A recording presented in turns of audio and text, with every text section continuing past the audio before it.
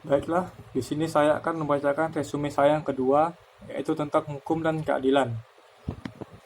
A. Manusia, masyarakat, budaya, dan norma. Yang pertama, manusia dan masyarakat. Manusia dilahirkan seorang diri, namun dalam hidupnya, ia tidak dapat hidup sendiri. Ia butuh orang lain, ia butuh keluarga, butuh teman, butuh masyarakat. Manusia adalah makhluk sosial. Aristoteles mengistilahkan ini sebagai zoon politikon. Naluri manusia untuk hidup dengan orang lain itu dikenal dengan istilah gregariousness. Tanpa orang lain, manusia tidak akan bertahan hidup.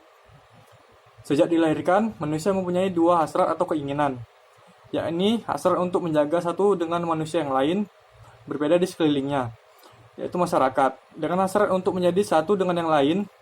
Bahkan jika sudah bersatu dengan lingkungan alamnya, maka manusia akan sulit dipisahkan dengan lingkungan alam tersebut.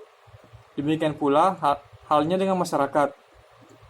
Jika manusia sudah bersatu dengan masyarakatnya, maka manusia akan sulit dipisahkan dengan masyarakat itu.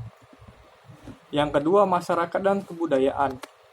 Sebagai konsekuensi dari proses interaksi antara manusia yang satu dengan yang lain, dalam masyarakat, lambat laun muncul sesuatu yang dinamakan sebagai kebudayaan. Menurut Seto dan Sumarjan, masyarakat adalah orang hidup bersama yang menghasilkan kebudayaan. Sebagai contohnya, masyarakat Jawa menghasilkan kebudayaan Jawa, masyarakat Betawi menghasilkan kebudayaan Betawi, dan sebagainya. Lalu yang ketiga, norma sebagai bagian dari budaya. Agar konflik dapat dihindari, tercegah atau teratasi, maka perlu ada norma, atau yang dalam bahasa lain dikenal dengan istilah norm, atau bahasa Arab dikenal istilah kaidah. Norma dapat diartikan sebagai pedoman, patokan, atau ukuran untuk berperilaku. Selanjutnya, unsur-unsur pembentuk hukum. Unsur pembentuk hukum dapat dibedakan ke dalam dua macam, yakni unsur ideal dan unsur real. Unsur ideal terdiri dari rasio manusia dan rasio susila, sedangkan unsur real terdiri dari manusia, budayaan, materi, dan lingkungan alam. Fungsi hukum. Hukum mempunyai fungsi yang bermacam-macam. Di antaranya, hukum dapat difungsikan sebagai: yang pertama, menjaga dan memelihara ketertiban dan keamanan dalam masyarakat. Yang kedua, sarana penegak keadilan atau mewujudkan keadilan sosial secara lahir dan batin.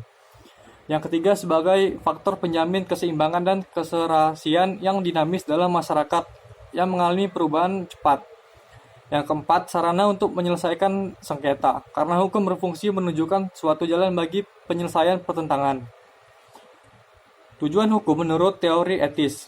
Tujuan hukum menurut teori etis tidak lain adalah seseorang yang hendak dicapai oleh hukum. Ada beberapa macam tujuan hukum, diantaranya adalah untuk mencapai ketertiban dalam masyarakat, untuk menegakkan keadilan, untuk menjaga kepentingan, baik itu kepentingan individu maupun kepentingan masyarakat, dan sebagainya.